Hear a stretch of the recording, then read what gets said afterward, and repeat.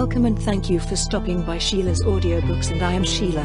This recording is coming from South Texas. All stories on this recording are in the public domain per United States copyright law. These stories were first published around April 1910. They are about Lord Lister called John C. Raffles, the most brilliant among all thieves. He is the terror of usurers and moneylenders, robs them of their possessions by his wiles, protecting beleaguered innocence and supporting the needy. Man of honor in all respects. He persuaded that many abuses, protected by law, continue to proliferate with impunity. Every effort is made to apprehend Lord Lister, called John C. Raffles, the most brilliant of thieves. Reward, £1,000 sterling.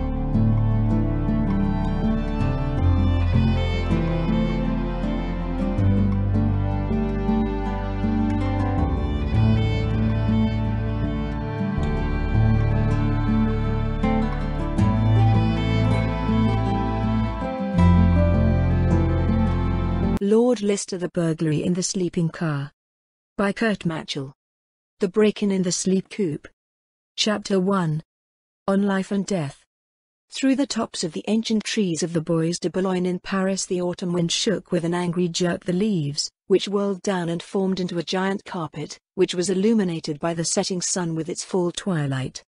In a remote part of the forest stood three men, dressed in long traveling coats, looking expectantly along the narrow path that led to the road. One of the three turned away with a silent gesture and took a knife from a leather pouch which he had placed on a stump. He then took a few more medical instruments and a few vials of medicine from the pouch, and then slowly and carefully began to roll up a roll of dermatol gauze. "The doctor is getting ready for his work," said one of the other gentlemen, who knows for whom he has unpacked the bandages, Count Epernay. The addressee, a young man of impeccable stature, nodded his head in agreement. "My dear Marquis," he then said to his friend, who was at least 10 years older than him and who still had the proud demeanor and the tanned features of an officer, "I am not so much convinced that the duel will not go on. Its consequences are incalculable, especially for you, dear Marquis, married the most beautiful woman in Paris for the first time in 3 months, who, if an accident happened to you today, would surely be inconsolable." Marquis Raoul de Frontignac, thus was the name of the French officer, who had taken off his uniform only for this journey, and was visibly startled, then whispered in a slightly wavering voice. "My dear Adrienne, my beautiful young wife. Yes, you are right, Count, it would be a heavy blow to her if my adversary's bullet took my life. But it is precisely because of her will that this matter must be carried out to the utmost consequence. Her honor is at stake and so is mine. What has passed between me and Lord Lister can only be fought out at the gun. The scorn inflicted on me by him can only be blotted out by blood." The young Earl shook his head in surprise. "Allow me, Marquis," he said, "to speak of a matter which is still a mystery even to me, your second. It is quite clear to me that this duel involves a lady, but it is inexplicable to me how you both, Marquis de Frontignac and Lord Edward Lister, have come to such a disagreement. For, wasn't it, Lord Lister was your friend?" "My dear friend," affirmed the Marquis, with bitterness in his voice, "I have honored Lord Lister as a perfect gentleman, as an ideal friend, and never should I have believed that he could hit so hard when that happened. But what do you want, dear friend? It is an ancient history. When two friends love the same woman, they too often become bitter enemies. But, indeed, Lord Lister should have been here already.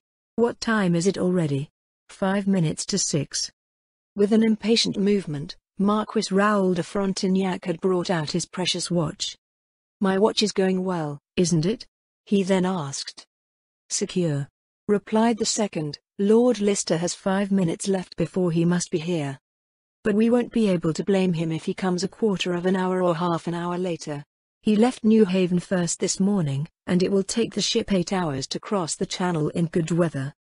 He can be in Havre at about 1 o'clock, the express train to Paris leaves at 2 o'clock. Then he can be at the station at 4:30, and when he is then—" "A motor car," interrupted the Marquis, "2 gentlemen are getting out. It's Lord Lister with his second. Quiet, there he is." From behind the trees emerged a young man of about 30 years of age. He wore a frock coat with a white waistcoat, elegant patent leather shoes on the narrow aristocratic feet, a top hat, and a white chrysanthemum in the buttonhole, and the whole looked to him as if he had just come back from some festivity. As the Marquis de Frontignac stepped back a few steps, Count Epernay approached the young Englishman and extended his hand. "You are in your time, Lord Lister," he said. "It is 6 minutes. "Then I've come a minute too early," replied the Lord. "I'll be more punctual next time." 3. Meanwhile, may I introduce my second, Baron Sidney Bruce. The French Count and the English Baron shook hands, and then began to negotiate the terms of the duel together. "We don't have much to agree on," whispered the Earl. 3 times the balls are exchanged, the first time at a distance of 20 paces, then 10 paces forward and release, and finally 5 paces away. In the latter case, the death of one of the duelists is inevitable. "I think so," replied the Baron, with the coolness of an Englishman. "You have also brought pistols," continued Count Epernay. "Here are our weapons. We will draw lots for whose weapons will be used." "That is superfluous," said Baron Sidney Bruce. "Lord Lister has expressly stated to me that he wishes to use only the arms of the Marquis." "Excellent. But let us first of all try to prevent this horrible duel. Lord Lister has already declared to me that he is ready to settle the matter amicably, but he doubts whether the Marquis can be found." "But you can at least try." "Gentlemen," began Count Epernay in a louder voice to the 2 adversaries, "it is our duty to warn you that this duel may have bloody and terrible consequences. As it is known that you used to be good friends, we think that a mutual declaration—" "No way," interrupted Marquis de Frontignac in a sharp voice. "There are insults for which there is no excuse." Lord Lister listened to these words with a great indifference on his handsome face. Then he asked Baron Bruce for a match and lit a cigarette. "Look, Bruce," said the gentleman then to the Englishman, "I have blown 7 rings this time. Until now I could never make it past 6. How do you like that piece of art?" "Very fine," replied Baron Bruce with a smile. At the same instant Earl Epernay approached and Lord Edward Lister presented the open chest in which lay the silver-plated pistols on the soft velvet. The Lord took one of the weapons, and soon Marquis de Frontignac had also provided himself with one. 20 steps were measured, the duelists stood. Marquis de Frontignac had taken off his overcoat, following the example of Lord Lister, who had taken off his coat and now stood in his snow-white shirt-sleeves. "My lord," said Count Epernay, "you have the first shot as the defendant. I count 1, 2, 3. "Spiders in the morning are much to worry about," murmured Lord Lister, "and since that spider up there in the old linden tree bored me long ago, I'll help them to the other world." A shot cracked and high in the lime tree the cobweb was torn. "Be kind enough to stoop, Baron," said the gunner in a mocking tone, "the spider is dead at your feet." "I don't think we came here to make jokes," said Marquis de Frontignac angrily. "I wish to point out that I have my bullet, so he will shoot that he will tear the web of your life utterly." The Marquis fired. His bullet whistled past Lord Lister's head, taking some of his dark hair with it. "Not bad," said the Englishman, "but I see that you are serious. Voila! You will have it. Just below the 3rd button of your waistcoat." "The gentleman can approach 10 paces," said Count Epernay. But Lord Lister replied, "Not necessary." And in the instant that the Earl counted to 3, Lord Lister turned with lightning speed and shot under his left shoulder arm. A cry, a dull blow, Marquis de Frontignac lay bleeding on the ground. All rushed to the afflicted. "Is it deadly, doctor?" Lord Lister asked softly. "Lost," said the doctor tonelessly. "We can't even take him to his carriage. Everything will be over in 15 minutes. "Then leave me alone with him. He can't die without shaking my hand again. Frontignac, dear friend, do you recognize me? Why have you forced me to end your life, which was so dear to me?" The badly wounded man opened his eyes wide, and the look with which he looked upon Lord Lister was glowing with irreconcilable hatred. "I wished to save you from a great misfortune," continued Lord Lister, bending deeply over the dying man. "I swear to you I was doing nothing but a favor of friendship when I—" There the words suddenly fell silent on the lips of the speaker. He flinched, and his eyes looked on the dying man in deathly amazement. He had whispered a word, a single word, softly, very softly, into his ear, and all the blood had drained from his enemy's cheeks. This one word, which the vanquished had whispered to the conqueror, and which had struck him so terribly, was Raffles. We point out to our readers that this most interesting story dates from a time when the English police did not yet know that Lord Lister, the highly regarded aristocrat, was the same as Raffles, the master thief. At that time he was indeed still the great unknown. Chapter 2. The Confession of the Dying. I beg you, sirs, leave me alone with the Marquis for a few moments. We want to say goodbye to each other. I have one last announcement to make privately to him. In a hoarse tone these words passed the Englishman's lips, but in the next instant he had also regained full presence of mind. Count Epernay, the English baron, and the doctor now withdrew. The Englishman stood motionless until he was satisfied that the three men were out of hearing. Then he bent again over the wounded man and whispered. "Unlucky one, do you know my secret?" "I know it, Lord Lister," replied the Marquis in a dull voice. "I, your dear friend, have known for a long time that you are John C. Raffles, whom Scotland Yard has long sought after, and on whose head is a prize of £1,000 sterling. Posed. Then why didn't you betray me?" "I was silent because I loved you, but now that I hate you, I will speak too." "You won't have time for that," said Raffles in a somber tone. "Not you will tell the world that Lord Lister is the great unknown who keeps all detectives in suspense, because he is 1,000 times more cunning and braver than they are. All. You shall not tell that Lord Lister is known to the burglary world by the name of John C. Raffles. No, you are doomed, wretch, and before a quarter of an hour has elapsed you shall appear before the judgment seat of God." A gurgling sound escaped the Marquis's badly wounded chest. "I know you have touched me all too well, Lord Lister," he replied, "but I have made sure that my secret does not go to the grave with me. You have sullied with your contempt the most sacred that I possessed, the dearest thing in the world, for that I will—" "Stop," interrupted Lord Lister, his great grey eyes shooting sparks. "Stop, Marquis, this point deserves clarification. You forced me into this duel. I couldn't refuse. I was bound by my oath as a nobleman. But I swear to you once more, now that you're dead so near, that I spoke the truth when I added to you on that night of the ball. When you make Adrienne de Malmaison your wife, you give your noble name to a disgraceful adventurer, to a wench, and your forefathers will rise from their graves to punish you for that wicked deed." The Marquis's face had already turned pale grey. But once again he exerted all his strength. "Yes, you added those words to me, Lord Lister. And, as I said, this disdain will cost you or me your life. We fight to the death. You see, dear friend, it must cost you your life.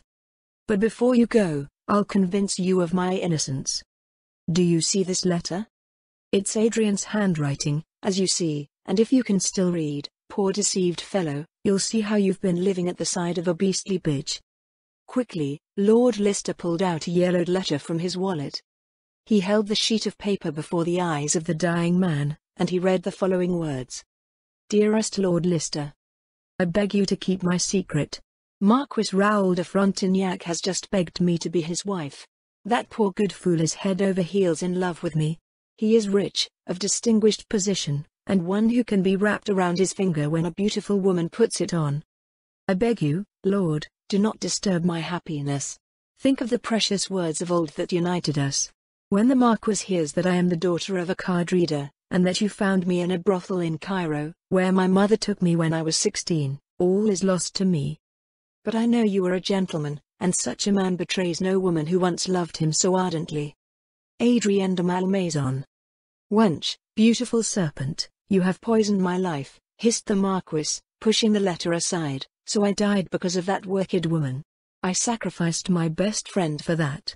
Edward, can you forgive me?" The Englishman seized both his friend's hands, which were already beginning to grow cold. "Can I forgive you? But my dear fellow, after all, it is I who must ask forgiveness and not you. You are innocent, Edward. I forced you into this duel. But why didn't you warn me sooner? I would rather have strangled that shrew than given her my name. I was not allowed to speak. I would not have been a nobleman if I had betrayed her, for alas, her beauty also enchanted me many years ago, and I accepted her sweet favors from her, which obliged silence, even before the best of friends. I understand you. I wouldn't have acted otherwise." The dying man sighed heavily. "But now listen to my terrible confession, Edward. You too are lost, I have ruined you. I suspect terrible things, said Lord Lister. Unfortunate one, you have betrayed a woman, the secret of my life. A woman knows that Lord Edward Lister and John C. Raffles are one and the same person. She doesn't know it yet, but she has the secret under her control. Listen, for I am going to die soon, but I must save you. Speak, unfortunate one, every second is precious, tell me everything. I've always kept your secret as the apple of my eye, but that night, when I felt mortally offended by you, when you called Adrian a wench, I left the Portuguese envoy's ball and went straight home. I then wrote down everything I knew about your double life, all the evidence I had for it. I sealed the letter and went to the English bank. To the English bank? And what did you do with that letter? I have a safe deposit box in that bank, in which my whole fortune in cash and the papers of value are kept. That's where I kept the letter. And is he still there? Shouted Lord Lister in the greatest excitement. Still there, rattled the dying man, but before I went today, to the duel, I given Adrian the key, and said to her, if I, not, before sundown, have returned alive, go to London, open my safe, in the English bank, there's a letter. Oh, Lister, I've left you to a bad bitch, to a wench, she will destroy you with devilish joy, for I know, she hates you, because you despise her. In this instant the great unknown changed altogether. Every trace of excitement had vanished from his features. An iron calm radiated from his gaze and made his manly, youthful, fair face appear as if made of marble. Answer me quickly, dear friend, he said then, now you can still think, you can still speak. Have you left an order in the Bank of England that anyone who brings the key may have access to the vault, or can it be only one person? Whoever brings the key can open the door of the safe. Don't hope, though, that you can somehow make the door jump, or that any key would fit. You know that the Bank of England has every key made in a different way, and that every object is a piece of art in itself. I know that. But where does your wife hide the key? Did you see that when you gave her that? Yes. Where? She wears the key on a gold chain about her neck. Do you think she will go straight to London? I suppose she will go today, replied the Marquis, in a voice that grew weaker. She will want to get my fortune as soon as possible. Then everything is all right, murmured Lord Lister. Adrian de Malmaison hasn't arrived in London yet. You may die with a safe thought of me, Marquis. I wouldn't be John C. Raffles, the great unknown, if I didn't take the key from this woman. With deepest sorrow, Lord Lister saw that his good friend could no longer utter a sound. Only a faint handshake, then the Marquis's body collapsed. Dead! Exclaimed Lister, dead. He gently pressed his dead friend's eyes, and then touched the white forehead of the fallen friend with his lips. When he straightened up afterwards, there was great determination in his look. 8 hours, 5 minutes, he whispered, taking out his watch. If she does travel to Harvard tonight, she must catch the express train, which leaves at 9. I hope to arrive in time to travel with her. But, I must not lose a minute, for the way to the station is long. Now the witnesses of the terrible duel with the doctor returned. Marquis Raoul de Frontignac is dead, said Lord Lister gravely. We have been reconciled, and now, sirs, you must excuse me. You, dear Baron Bruce, will be so kind as to return to Paris with the gentleman by carriage. I have to use the car. And without further explanation of his puzzling behavior, Lord Lister rushed off and jumped into the car. The young driver looked at him quizzically.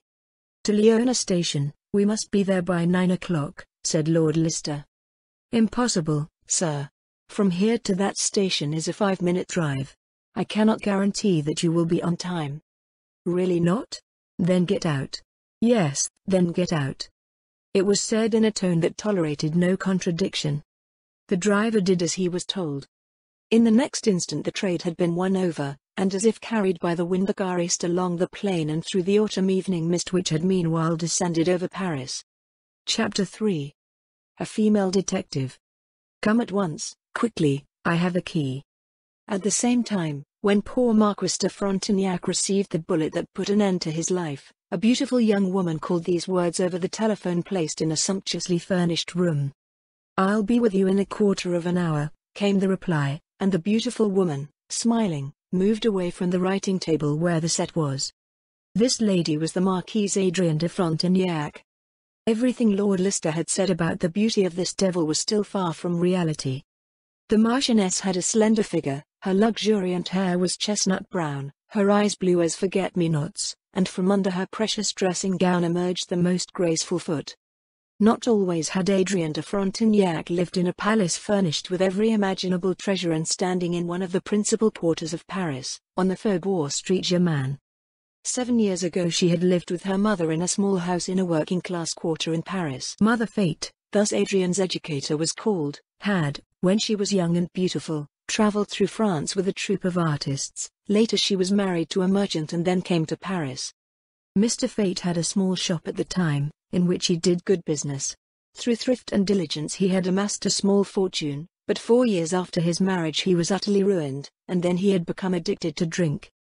Only his unhappy marriage was to blame.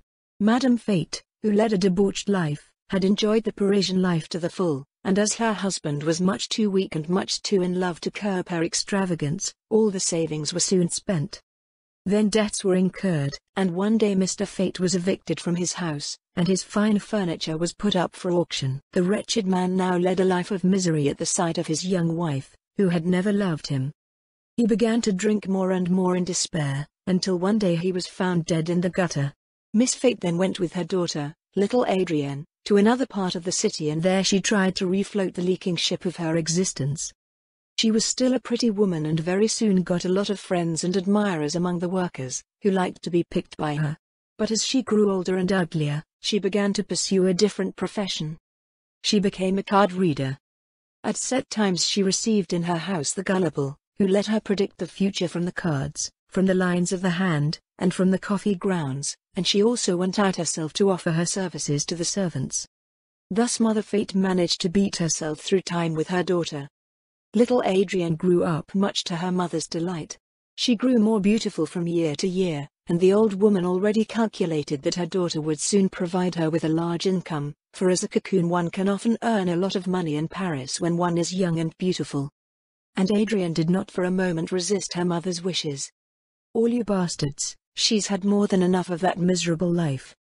Every day she had before her the great gleaming Paris with all its temptations, its alluring treasures, which women's hearts so much desire. A wealthy rentier in his early 50s, Adrienne's first lover was, then others followed, and at last a dealer in white slave women offered Mother Fate a large sum of money if she would give up her daughter. The old man immediately accepted this offer, and Adrienne was taken to Cairo and put there in a public house. Here Lord Lister met her one day. Adrienne's beauty struck him, and through all kinds of lying stories she managed to arouse his pity. He ransomed Adrienne for a large sum of money, brought her to England, and rented her a cottage there, in which the girl could live quite carefree. But Lord Lister was not the man to be tricked in the long run. Very soon he came to the conclusion that Adrienne was a thoroughly depraved creature, who had vice in his blood. He caught her in all kinds of lies, in appointments that she had with other men, and wrathfully kicked her away. Some years passed. Their Lord Edward Lister one day met his best friend Marquis Raoul de Frontignac, then living in London, in the company of a young lady of extraordinary beauty, who called herself Adrienne de Malmaison. It was generally said of her that she was the daughter of a French aristocrat who had left her many millions. And the ladies of London's high life were also very pleased with Adrienne de Malmaison. She enchanted everyone, and all her friends and acquaintances agreed that Adrienne de Malmaison was the most charming creature on earth. When Lord Lister first met this beautiful woman in the high circles of London, he also knew at once that she was an adventurer of the worst kind, and that he himself had fetched this Adrienne Fate from a brothel in Cairo. But he did not feel compelled to inform the aristocrats of the parentage of their darling. He even took some delight in watching the game this daring adventuress was playing with the so cool, unapproachable English aristocracy, and he chuckled at this irony of fate. And besides, Lord Lister was a nobleman, he wouldn't expose Adrienne. This fair young woman had once belonged to him, and a man who once accepted a woman's favors is bound to silence. Unfortunately, Lord Lister also kept silent with his best friend, Marquis de Frontignac. Besides, he did not even find time enough for the Marquis to clarify Adrienne de Malmaison's past, for at that time Lord Lister left London for 6 weeks to make a journey to southern Europe. When he returned, he was appalled to hear that Marquis de Frontignac had meanwhile betrothed Adrienne de Malmaison. Should he let his best friend become a victim of this evil woman? Should he also see that the daughter of a card reader and of a drunkard who had died in a gutter became the Marquise de Frontignac? No, 1,000 times no. Lord Lister himself decided to open his friend's eyes. The ball at the Portuguese envoy would provide the best opportunity for this. We know, meanwhile, how unlucky Lord Lister's attempt to clear things up for his friend has ended. Already after Lister's first words he had spoken to his friend the Marquis, already after his words, "I warn you about Adrienne de Malmaison, she is an impostor, a wench." The Marquis broke in a tone of fiercest rage. "This insult done to my bride, you will pay with your blood." Marquis de Frontignac did not wait for Lord Lister to tell him more. He stormed off, and the next day took measures to challenge the man who had offended his bride to a duel. It was decided that this duel would be held 3 months later in the Bois de Boulogne in Paris. Lord Lister had asked for this postponement. He hadn't done this out of self-interest, but he hoped that during those 3 months Adrienne would betray herself. But the opposite happened. Adrienne understood perfectly how to make the Marquis madly in love with her, and one day Lord Lister learned that the marriage of this unequal pair had been contracted in Notre Dame Church in Paris. Thus the card keeper's daughter had become the consort of one of the most esteemed aristocrats in France, and however despicable this woman might be, she understood one thing eminently: she played her part brilliantly. She soon became loved in Parisian circles too, and no mortal suspected anything of her sinful life. When she had put the receiver back on the telephone, Adrienne stepped before a beautiful mirror and looked in it from head to toe. Then she unbuttoned her blouse at the neck and took out a small, artfully shaped key, which was hidden by a thin but sturdy gold chain on her bosom. "At last I have accomplished my goal," she whispered. "Mr. Baxter, of Scotland Yard, can be content. He will surely keep his word if I reveal to him the great secret which is now mine. And then I have no more to fear that the ghost of former times will disturb me. Then no one will know who I was until I became Marquise de Frontignac." A livery attendant entered and served a lady. "She says she is the director of the fashion warehouse where Madame has done great shopping. Send me in at once, and don't disturb me while this lady is with me." That servant bowed and left. Shortly afterwards a slender lady entered with sharp, sensible features and dark hair, already graying at the temples. "You came quickly, Miss Wilson," said Adrienne. "Were you alone when I spoke to you on the telephone?" "Naturally. I am, moreover, very interested, madam, as to why you have brought me here. You have said that your aim was achieved. What is that aim, and what do you wish, by the way?" "I will tell you everything, but first take a seat." "Wow. Did Mr. Baxter indeed send you to Paris without informing you of the matter?" "Mr. Baxter of Scotland Yard, my chief," replied the female detective, "having told me about a fortnight to go to Paris and take up residence there in a hotel near your palace, ma'am. Besides, I had to put myself completely at your disposal. Until now you have made no use of my services, and I am still in complete ignorance of the bond that exists between you and Mr. Baxter. Listen. It is about nothing less than the arrest of the great unknown." Miss Wilson flew to her feet. "For John C. Raffles? And can you give any indication to the police, ma'am?" "Yes, I can do that. Raffles, the master thief, is lost, and in a few days he will be at the mercy of the London police. That will be a triumph for Mr. Baxter.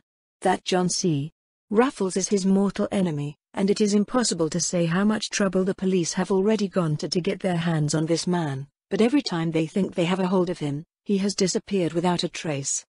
Mr. Baxter will be able to sleep peacefully from now on," said Adrienne de Frontignac, smiling. "But before I tell you anything further, answer me very frankly whether Mr. Baxter has revealed anything to you about my past." Miss Wilson was silent for a while. Then she looked piercingly at the beautiful Marquise for a few moments, and said, "I know everything. Mr. Baxter told me everything. It is known to me, madam, who and what you have been. I also know that you are here by Mr. Baxter. You have been introduced into high circles and that you have received the expensive toilets and all the money at your disposal from the London police. You have been Baxter's spy." "I was. Why should I deny it?" "So we are still partly colleagues, Miss Wilson?" "Not quite. he hastened to say.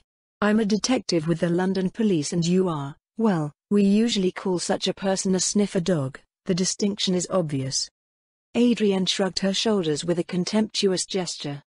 "And from that detective of the London police later became the Marquise de Frontignac," she replied, "but let us not argue about this, and now rather listen how the Marquis de Frontignac one day revealed to me what he, as the only person in the world, knew, namely who John C. Raffles is. He knew the man who hides behind this name, and soon that burglar will be exposed." "And when will that moment come?" I asked him. "There is, if I wish it," replied the Marquis to my question, "but I have not the slightest reason for the moment to do the London police any favors. But with my death the secret cannot be destroyed, for I have documented who Raffles, the great unknown is. That sealed document is in my safe in the Bank of England, and if I should ever die suddenly, my dear, you can open the vault and give the letter to the London police." "And do you have that key, madam?" With a triumphant smile, Adrienne pulled out the gold necklace with the artfully crafted key. "Here it is. My husband, the Marquis de Frontignac, gave it to me before 2 o'clock, instructing me to travel immediately to England if he should not return from his walk. You see, Miss Wilson, what that means." I immediately understood. "The Marquis has duelled. If he is indeed killed in this single combat, I shall set out on a journey to London early tomorrow so that I can join Baxter as soon as possible, who in fact is the burglar Raffles." It lit up for a moment in the eyes of the female detective. "Then you have solved the difficult riddle," she exclaimed, "with which the London police have been busy for so long, and you will reap great thanks. The £1,000 sterling that have been put on the head of the nimble burglar will be yours also." Beautiful Adrienne smiled scornfully. "Did you think, Miss Wilson, that I care about the £1,000? I am rich. My husband, the Marquis de Frontignac, belongs to the French aristocracy. In the safe in the English bank lie millions, which are my property. I don't play spy for £1,000. Ah, I understand you. It's up to you to do something completely different. I'll explain everything to you, Miss Wilson. Listen. Baxter has given me his word that the very moment I tell him who John C. Raffles is, he will destroy all papers indicating my origin. Mr. Baxter will certainly keep his word, but I doubt it, ma'am, if you will ever have the opportunity to earn this award. Who would hinder me in that? I carry the key here on my chest, and I know from my dear husband's mouth that the document is in the safe. Right. Now you still have the key in your possession, but in half an hour you may no longer carry it on your chest. And why not? Because the Marquis can come back safe and sound and demand the fatal key from you." Adrienne paled. She hadn't thought of this possibility at all. "Listen to my proposal, madam," said the female detective. "Make it impossible for your husband to take the key from you again. You say it has been 2 hours since the Marquis went to the meeting place? Well, then what prevents you from assuming that he has already fallen victim? Don't hesitate a moment. Travel to London at once. What time is it? 10 minutes before 8, Marchioness. The express train to Havre leaves the station at exactly 9 o'clock, so we can still catch that train without too much haste. We'll take a sleeping compartment, so that you're not alone and don't run the risk of the precious key being stolen from you. By the way, you can rest easy, madam, I'll watch over you. By the way, the train is already in Havre at sunrise. There we will go on a ship in a moment and be on the Thames at 3 o'clock in the afternoon. The Bank of England remains open until 5 o'clock in the evening, so we have a full 2 hours left." Adrienne had listened attentively. At first she had made defensive movements, but gradually things had stopped seeming so foolish to her. Now she sprang to her feet, and in a firm voice she exclaimed, "You're right, Miss Wilson. I must take advantage of this auspicious opportunity. Then wait for me here. I'll be back in 5 minutes. In the meantime, I'll order a carriage for us to take us to the station." "Excellent, ma'am. Now John C. Raffles is lost." The Marquise went away. When the door had closed behind her, a mocking laugh appeared on the female detective's lips. "Baxter is a clever one," she whispered. "He has always suspected that Raffles, the great unknown, is no ordinary thief, but that he belongs to the highest ranks. That is why he also trained that beautiful adventurer and introduced her to the high society. A few moments later, Adrienne hurried back into the room in which the female detective was waiting. The costume she wore dressed her beautifully and showed her peculiar beauty all the more. "I have had a briefcase brought into the carriage," she said, "in which is everything we need for our short stay in London. So you don't have to go to your hotel first." "I travel as I am," replied Miss Wilson. "I am used to that." "Come quickly then. The carriage is waiting." The pair rushed down the stairs. The coachman put the whip over it. "The key, Marquise?" "I wear it on my chest," replied Adrienne de Frontignac, smiling meaningfully. An hour later the Marquis de Frontignac did indeed return to his palace, but he had become a silent, mute, pale man. Chapter 4. The Blind Passenger.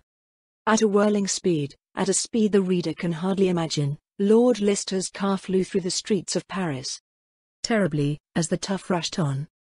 Like a whirlwind. And all attention was necessary, that, in the darkness that prevailed in the streets of Paris, no misfortune might befall. But, don't worry. There was no driver who could beat Leicester by hand. He sounded the signal incessantly. Everything flew to silk, and many a curse was uttered by coachmen and grooms and merchants, by walkers and messengers and merchants. It became a wild hunt. For some mounted police officers immediately gave their horses spurs and chased the frantic motorist. To the station. To the Lyon train station. That was the only thought which occupied Lord Leicester in these moments. He knew, after all, that his freedom depended on it. As he sat there, the young English nobleman, with a pale face in which all features were tense, he gave the perfect impression of a man of iron and steel, whose resolve is unchangeable, and who wills his end at any cost to achieve. Fortunately, Lord Leicester knew Paris like the back of his hand.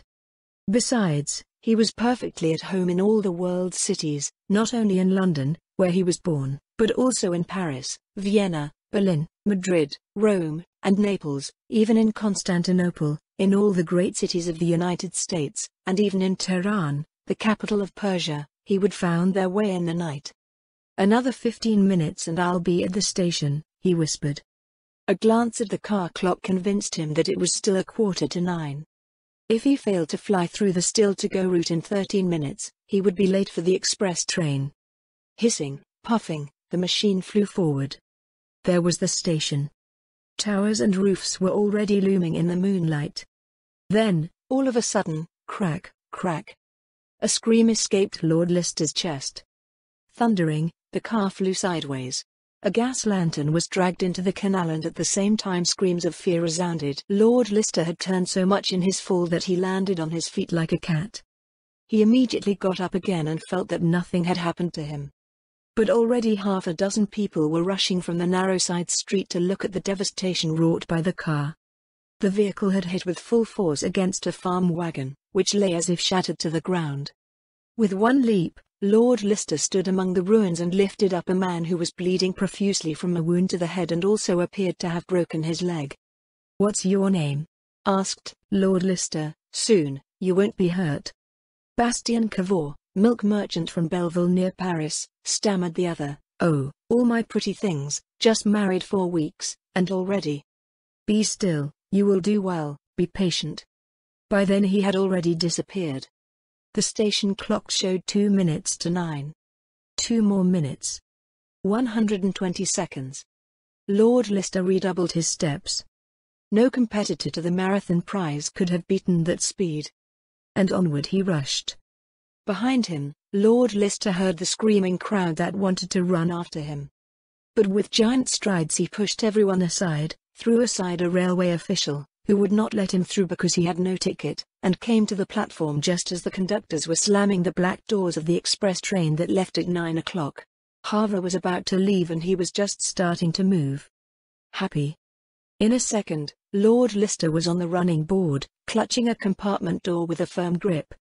Faster, faster, the locomotive began to steam, and carefully, extremely carefully, Leicester groped around the compartment doors until he reached a long wagon containing the sleeping compartments. He leaned forward and peered in through a window. Indeed, he had not been mistaken when he suspected that Adrienne would travel to London that very evening. There she sat. No, she hadn't let grass grow on it. As soon as possible she had travelled to London to fetch the fateful document. But she had miscalculated. Cautiously, Lord Lister groped further toward the entrance of the compartment. This was no easy task, for the train was now moving at a dizzying speed, so that the great stranger thought for a moment that he would be knocked off the footboard by the violent headwind. But, the greater the danger, the greater the self-control of Lord Lister.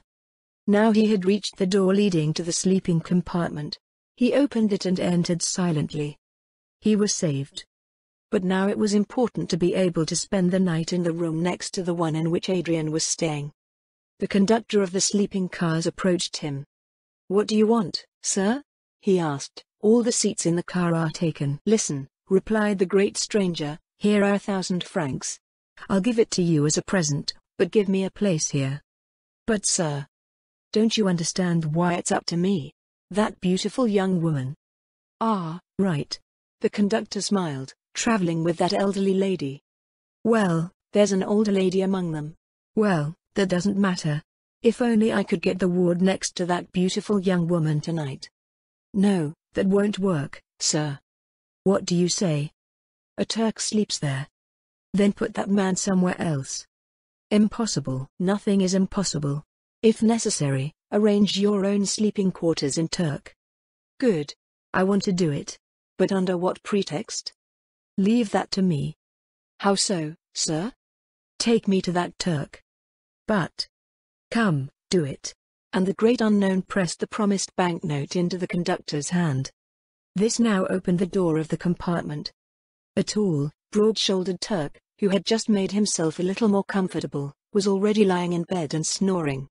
"Wake him up," Lister whispered. "Sir." "Wake up." "Hullo." The conductor shook the sleeping man from side to side. "Allah is Allah, what is it?" grumbled the snorer in a sleepy voice. "Excuse me," began Lord Lister in Turkish. "I am terribly sorry to bother you. But as there is a second bed in your compartment—" "Oh, I have rented and paid for the whole compartment," protested the Turk. "Very true, and it was not my intention at all to trouble you, but I suddenly fell ill in Paris. The doctors have determined that attacks of madness are imminent, and that is why I have been taken to this train, actually against my will, so that I may be back in England, my native country, as soon as possible." No sooner had Lord Lister spoken these words than the Turk packed his things and left the sleeping compartment as quickly as possible. The conductor followed with a smile, and outside Lord Lister heard the man, disturbed in his rest, utter many Turkish curses. He then claimed that he had no intention of going back to his compartment, and the conductor signaled to him that he would arrange for a suitable seat. A minute later it went silent. Lord Lister now slammed the bolt on the door. Now he was alone. Now he could carry out the task he had set himself unhindered. Chapter 5. Working. Carefully he went to the wall that separated his compartment from Adrian's. He listened, and since the walls were quite thin, he could literally hear every word. "Now get some sleep, ma'am," said a perfectly strange voice. "I'll stay awake." "Aren't you tired, Miss Wilson?" That was Adrian's voice, which he had heard so often. "Tired? A detective should never be tired, and Mr. Baxter has ordered me to guard and protect you at all times." "Hey, a female detective," laughed Lord Lister. "And Baxter has added her Adrian so that she will always have a watchful person near her. Then Mr. Baxter will be taken for a ride again." "I'll lie down in the bottom bunk," Lister now heard Adrian say again. "Then you can lie down at the top, because even if you don't go to sleep, the rest will do you good." Then he heard the rustle of silk skirts, and, was it his imagination, it seemed to him as if a sweet perfume caressed his olfactory organs. "Do you still have the key, madam?" he then heard him say. Lister pricked up his ears. "Naturally. It hangs from a chain on my chest." Then there was silence for a few minutes, and a moment later Lister heard Adrian say again in a sleepy voice, "It's lovely here between the cool sheets. Are you still awake, Miss Wilson?" "Naturally. My revolver is next to me and I don't think about sleeping." Then Lister heard nothing more than the rattle of the railroad wheels. "And now I'm going to take it easy," said Lord Lister. "That's been a day. First hear from someone that he knows the secret of my life, then run like a madman through the streets of Paris, almost kill someone, and finally ride along on the footboard of the express train to Havre. He took off his frock coat, pulled out a gold cigarette case, and began to smoke leisurely. He knew that the strong, pungent smell of these Egyptian cigarettes was nerve-wracking, and he blew the blue clouds before him with pleasure. With half-closed eyes he leaned back in the velvet cushions, and through his long, curly eyelashes he peered thoughtfully. Thus passed a full hour. Then he got up. "Now to work, Edward," he whispered to himself. "Luckily I always have with me everything I could need."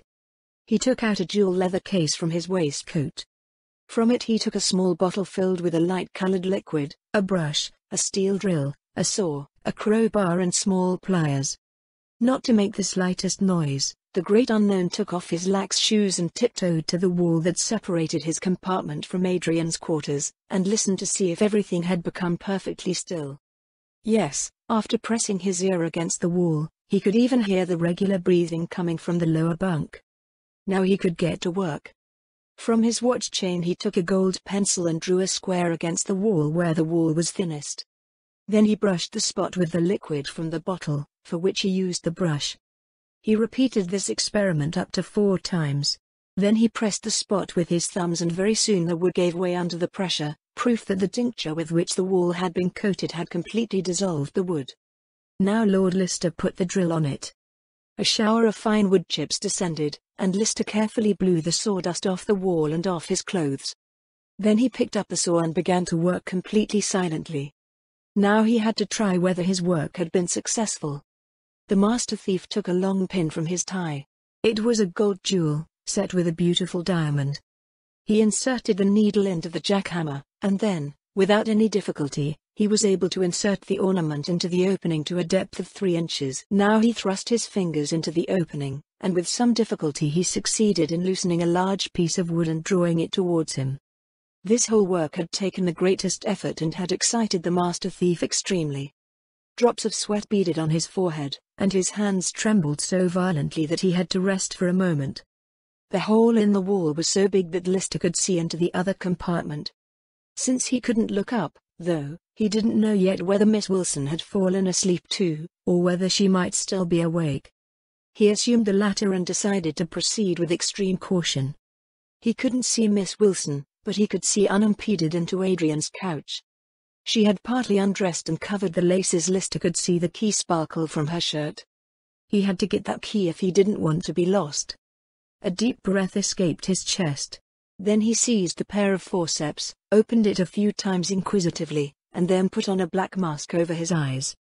Now he pressed his body against the wall and put both hands in which he held the tweezers through the opening.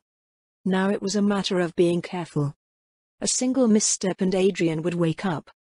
Perhaps the female detective was still on the watch. Slowly, Lister raised his hand in which he held the pliers. Gently, barely noticeable, the pliers touched the wrench. Lord Lister's features tightened like a predator's, his eyes twinkled, but his hand did not tremble. A small movement, a single push, the pliers had squeezed the gold chain. In the next instant Lord Lister had grabbed the key, and as the female detective leaned over the edge of her bed listening, Lord Lister stole the key. His arm slid back like a snake, as he himself drew a deep breath, eyes wide open, away from the wall. His hands held the precious key, a jewel worth more to him than all the treasures of the earth, for it represented his honor, his freedom, perhaps his life.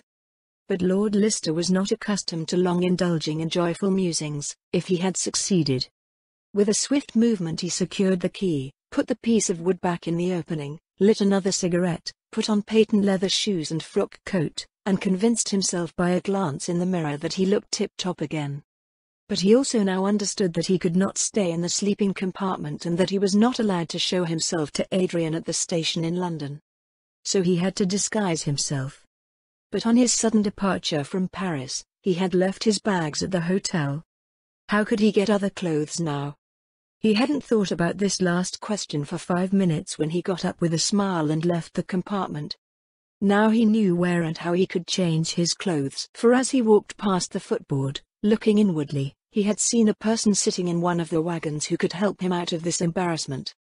This man was a Russian merchant, who wore a long kaftan, and had a broad-brimmed cylinder on his head. At a station, where the express train stopped for only a minute, the door of this compartment was opened and a young man entered. He greeted graciously, and before long the two were engaged in animated conversation. The young man spoke fluent Russian, and the old traveler was very pleased to meet someone who could converse so pleasantly with him. He told that he was traveling to London because a merchant, whom he had sent for many thousands of rubles, was about to go bankrupt. "I'll see what else I can save," said the merchant from Moscow. "Fortunately I was warned in time, but if I don't get to London in time tomorrow, I'll lose my money and be miserable." The man spoke in a plaintive tone. "On my honor, my dear sir," continued the Russian, "I have a wife and 4 children. Surely it would be terrible if that scoundrel made me penniless." The young man did not answer. He took out his cigarette case and started smoking. "Don't you smoke? Come, have a cigarette too," he added to his traveling companion. He had already closed his gold tube again, and when he now presented the box to the Russian, he had turned it over with lightning speed. Very different cigarettes now appeared. "I'd love to," said the Russian. "Your cigarette smells excellent."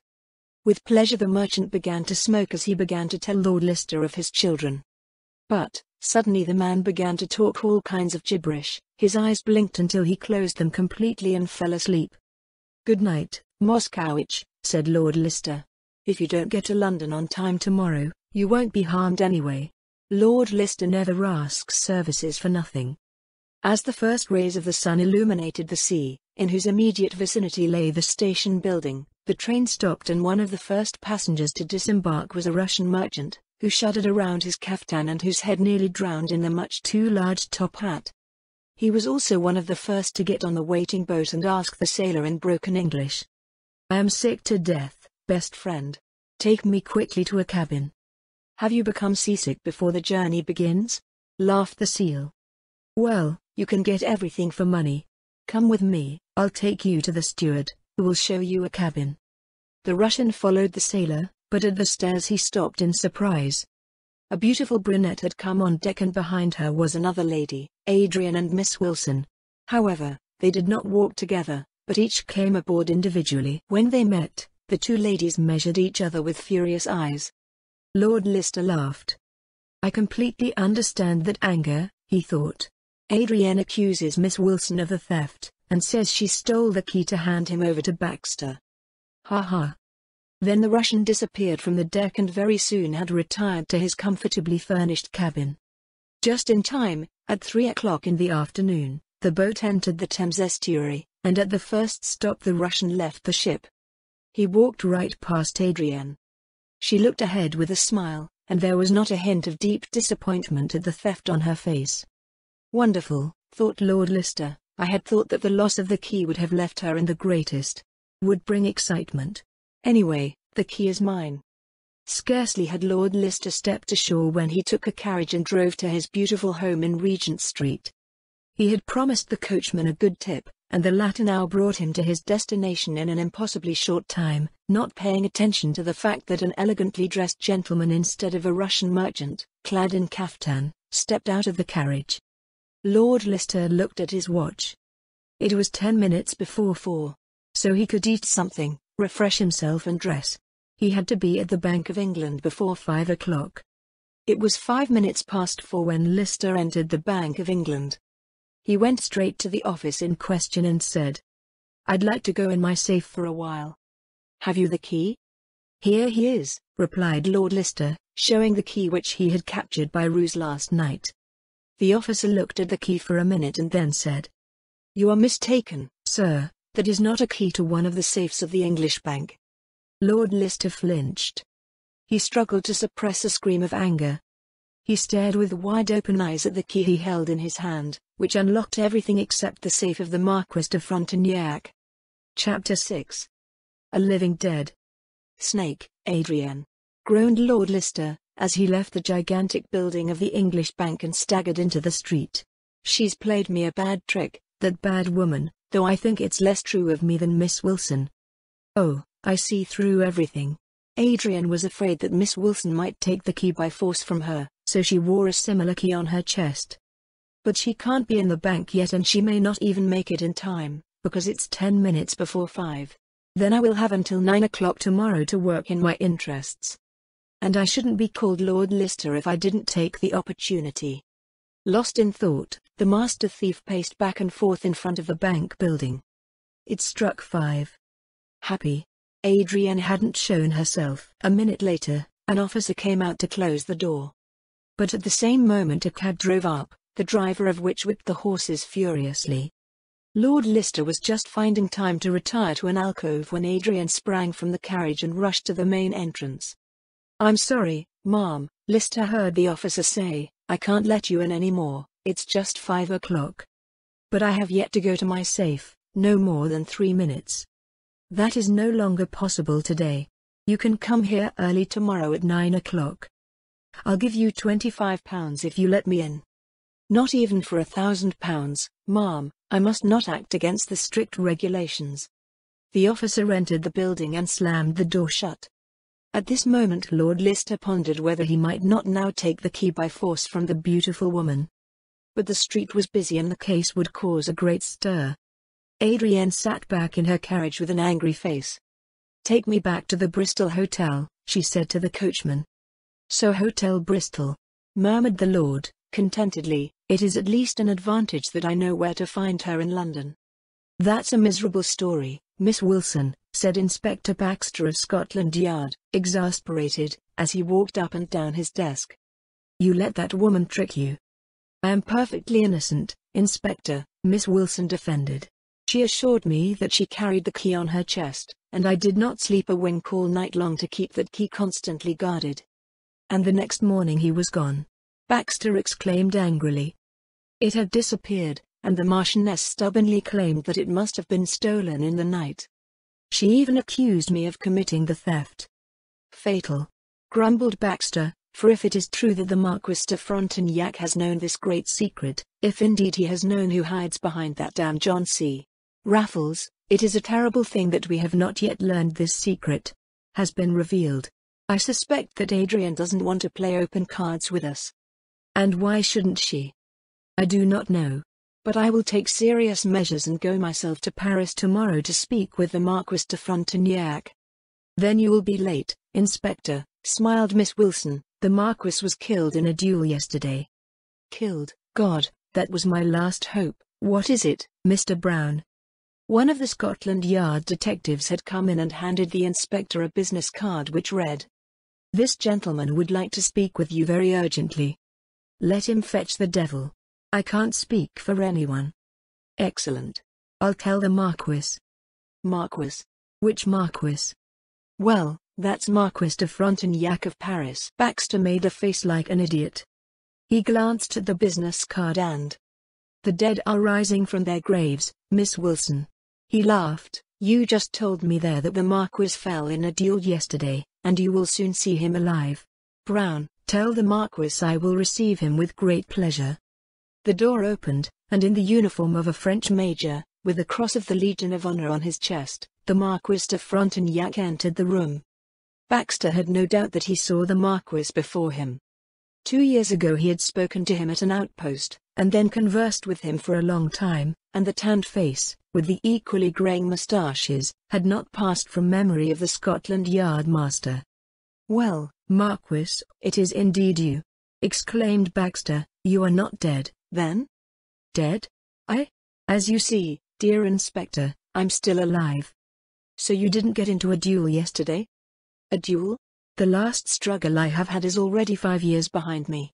But I understand everything. This lie has probably been uttered by the wicked creature whom until yesterday I called my wife, and who, I must confess to my shame, still bears my name today." Baxter and Miss Wilson looked at each other dumbfounded. "So you have had very sad experiences with your wife?" asked Baxter. "Yes, my dear Marquis, women are a wonderful and usually very sad chapter in the lives of men." The Marquis's countenance grew dark, and his voice was loud as he exclaimed, "Never had a man been cheated as shamefully as I. I have loved this woman, and fulfilled every wish of her vain heart. I imagined that I had led an honest girl of old but impoverished nobility to the altar. And now I have found out that I have made my wife a wench, an outcast, who at the age of 17 was taken to a brothel in Cairo, and lived there for some years in a most miserable existence. I choke with anger to think of the shame that has gone over my head. I regret to inform you, Marquis, said Baxter, that all of your wife's past has long been known, but there are instances where even the police must be silent. But now I ask the help of the police, exclaimed the Marquis, who cannot be refused me now, for this woman is about to steal from me all my fortune, destroying evidence that could bring her to the penitentiary herself.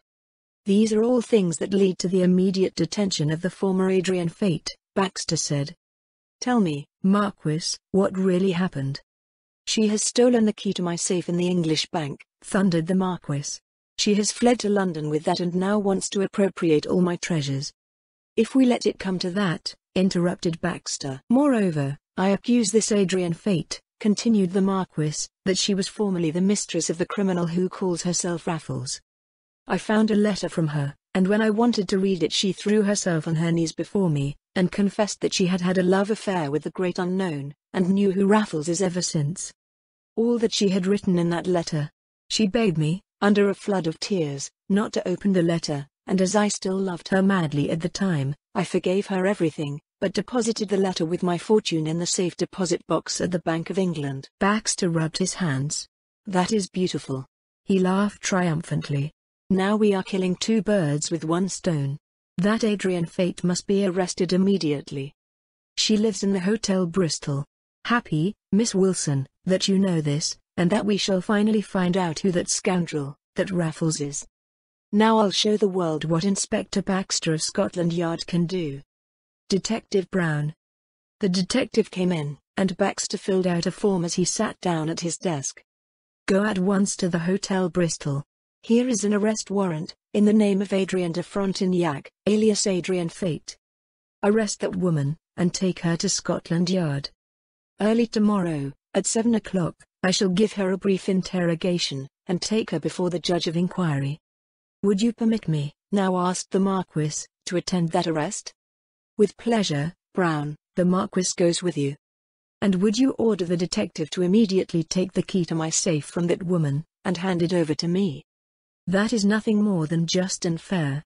Brown will give you the key, and early tomorrow, at 7 o'clock, I beg you to be here at Scotland Yard. By the way, Brown, bring 3 more detectives. The woman may defend herself. The detective left the station, and the Marquis took his leave. You saved my fortune, Mr. Baxter, he said. I did nothing more than my duty, Marquis. The London police always act swiftly and well. Another handshake, another bow to the female detective, and Marquis de Frontignac left the station in military stance. A few minutes later 2 carriages rolled toward Bristol Hotel. In one sat the Marquis with Detective Brown, in the second the 3 other detectives. As the carriage approached the Grand Hotel, the Marquis spoke in a moving tone, I love that unworthy one too much, I cannot bear to bear her humiliation. Do me the favor, my dear Brown, and bring me the key to the cafe opposite. I will wait for you there. Detective Brown thought this was excellent, and the Major disappeared into the cafe. 10 minutes later he saw a woman, whose hands were handcuffed, being put into the carriage by the detectives, with great resistance. The Major smiled. Moments later, the door opened, and Brown entered. He held the key in your raised right hand. Here, Major, he said, here is the key to your safe. Number 77 is engraved in it. Right, that's my key. I thank you, Mr. Brown, and now grant me this £100 note for your trouble. The detective put the gift in his wallet with joy. The Marchioness has not made it easy for us, he said. She went on like a madman. But it didn't help her much. We simply handcuffed her and searched her. And where did you find the key? We were already doubting that we would find it when I suddenly noticed the lady's high hairdo. I forced her to undo this hairdo, and the key fell to the floor with a clatter. You are an excellent detective, Mr. Brown, but no wonder. In Mr. Baxter's school you must take it to such heights. Moments after Brown had left, the Major also left the cafe. He was taken to Regent Street in a cab and disappeared at Lord Leicester's house. What a sight Inspector Baxter would have made if he could have seen the French Major rip off the wig and fake beard in front of a mirror, and the fine, witty face of Lord Leicester appeared. And Lord Leicester laughed, laughed wholeheartedly as he looked at the precious key. For now he believed he had won the game. Chapter 7. In the Steel Vault Under the Earth. The steel vaults of the Bank of England are perhaps the most perfect sections of this institution. Before they existed, there really was no perfectly safe depository for valuables and securities. In Dakota, a safe, which had been held for burglary free, had been undermined and looted by clever thieves. And in England such a safe was simply locked open by a false key. Against such surprises, the fireproof and waterproof vaults in the Bank of England, manufactured in 1887, are completely protected. To reach these vaults, one first goes through a heavy iron door, and after having written one's name in a book, one goes by elevator 40 feet deep under the earth. The temperature here is never below 70 degrees Fahrenheit. When you have left the elevator, you walk through a corridor. Again one has to write one's name in a book, and only then are the heavy locks of a massive steel vault opened. The customer enters, and it is then left to him to find the number of his safe, and open it with his key. Visitors are only allowed between 9 a.m. and 5 p.m.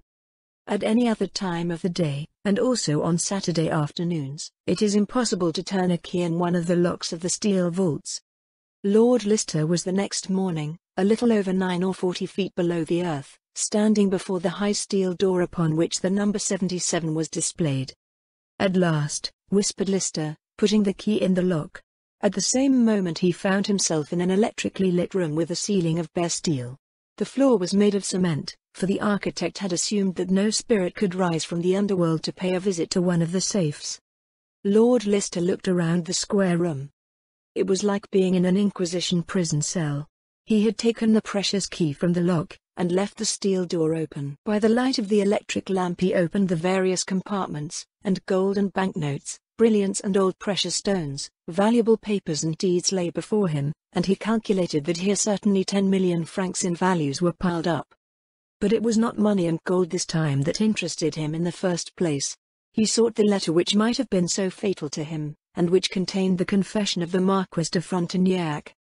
Finally, after half an hour of searching, he saw a yellowed letter in a cupboard. He opened the document with a trembling hand. Howdy. He had found what he was looking for.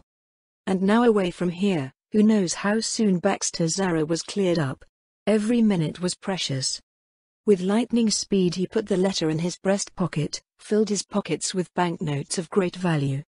Then he rushed to the door, opened it, and with a cry of horror he sprang back, for within 10 paces of the vault door he saw Baxter, accompanied by about 20 detectives, and standing beside the Scotland Yard Inspector, Adrian. Only a moment had Lister looked out, too short for Baxter to recognize him. But the inspector had, of course, seen that someone was about to leave the vault. "Stand still, scoundrel, and surrender," Baxter roared, raising his revolver. "If you are not the devil in person, then you are Raffles, the master thief." A shot rang out, but the bullet slammed into the steel door, which Lister had forcibly slammed into the lock, and fell to the ground. "Open the door," Lister heard the tyrant of Scotland Yard exclaim. "We have him, this time he cannot escape us." "We don't have a key to the door," a voice replies. "No one has a key to the door, not even the director of the vaults." "Then the door must be smashed in." "It's impossible, these steel doors cannot be shattered by force. That is precisely the reliability of our safes." "But we must come in here." "I'll explain the system to you," the director replied calmly. "This door will open by itself, but not until tomorrow morning at 9 o'clock. "I can't wait that long," said Baxter. "But you know what, Brower, fetch Hopkins, whom we arrested yesterday for aggravated burglary. It is said to be child's work for him to break open this cash box." "Hopkins?" Lord Lister pricked up his ears. The burglar Hopkins was well known to him. He'd dealt with him often enough as Raffles. Half an hour passed, the air in the steel vault became almost unbearable, and Lister realized that he would be doomed for lack of oxygen if he had to stay here till 9 o'clock the next morning. Hopkins's voice, which he heard outside, wrenched him from his gloomy musings. "Hopkins, you must open this door," said Baxter to the penitentiary, "and if you succeed, I will give you your freedom back." "I can hear that," said the burglar. "I'll go and check the mess." Hopkins knocked and hammered at the door and finally declared that he could do nothing. Baxter was furious. "I'll give you another £200, he promised, if you manage to open the safe within the hour." "And have I nothing to do but break that door open?" the rogue asked with a curious little smile. "Not different." "Then I will do it." For I intend. He took Baxter in front of the great-grandfather clock, to squeeze the pendulum with some sort of dentist's rod, without letting the clock stand, so that it can run off with fabulous speed, and in 3/4 of an hour so far as to indicate the 9th hour of the following morning. So the door opens, and I get my money and my freedom. Now give me a crucible and the sack I brought, that's where my instruments are. "Excellent!" exclaimed Baxter in a contented tone, "the Raffles won't escape us after all." Hopkins hesitated. He suppressed a smile. "I make one more condition, Inspector, all persons must get out of the way here." "Well, I don't like to be seen in the map." Baxter accepted this condition as well. A few minutes later, Hopkins was alone in the hallway, and at lightning speed he went to the door of the vault. "Raffles!" he cried, "can you hear me?" "Yes, Hopkins, I hear you." "You can run. I'll show you the way. I've been trying to break into this vault for a year. Like a mole I dug a hole to the cement floor. One more week of work and everything would have been fine. Then I was arrested yesterday. Crush the cement, Raffles, it won't take you more than 3/4 of an hour, then let yourself fall into the pit, which you shall see. You come to an old canal corridor, and as you walk further and further you end up in Greenwich Road, in an old barrel, which stands in the courtyard of Bob, the villain. Then you are saved. Did you understand me, Raffles?" "Absolutely, Hopkins. Thank you, I will reward you generously." "Good day, Raffles." What a face that Baxter is going to make. I'm laughing my ass off. Lord Lister worked as a mail horse for half an hour. But even then he was ready. It was high time too, for out there he heard Hopkins say, "Look there, gentlemen, the pendulum has already been cut. 10 more minutes and the clock will show the hour for the door to open." 10 more minutes, cheered Baxter, "then the world will know who the great unknown is." "And then I shall be avenged," exulted Adrian. They waited anxiously for the minutes to pass. "How much longer, Hopkins?" Baxter asked impatiently. 2 more minutes. Happy. 1 minute more, 30 seconds more, 10 more, 5 more, and now. The safe door flew open with a dull crack. "Hands up, Raffles, or you're a corpse," thundered Baxter. "We." The words died on his lips. And Hopkins bit his tongue till he bled not to burst out laughing. "Escaped!" he shrieked with a red-blue face. "Raffles has fled, through the floor he has fallen to hell, looks, sees with his own eyes." "But I," interrupted Hopkins, "I have done my duty, Inspector, I shall be fair £200 and my liberty." "The devil will get you. You'll get what you've been promised, but £3,000 more, if you bring me Raffles too." "No, Inspector," Hopkins replied with a shrug, "that's beyond my power. It does what it wants and it's untouchable, but that's why he's Raffles, the master thief. And what's worse," added Baxter, in an almost weeping voice, "he is and remains, the great unknown." 8 days later there were 2 happy people in the world. One was the milk seller Bastien Cavour in the village of Belleville, near Paris, for 100,000 francs were sent anonymously to him. The other was the Russian merchant Moskowitch in Moscow, who was paid 50,000 rubles for arriving in London a day late. In both cases, the sender of the enormous sums was the great unknown.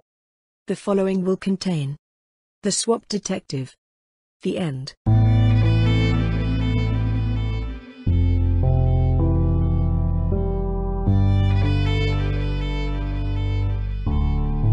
Thank you for listening to today's episode. I really hoped you enjoyed it. There will be more to come. Please subscribe not to miss out on what is next. I will be looking forward to your return. The music is by Madfan from Pixabay. To support this and other artists go to pixabay.com. Sheila.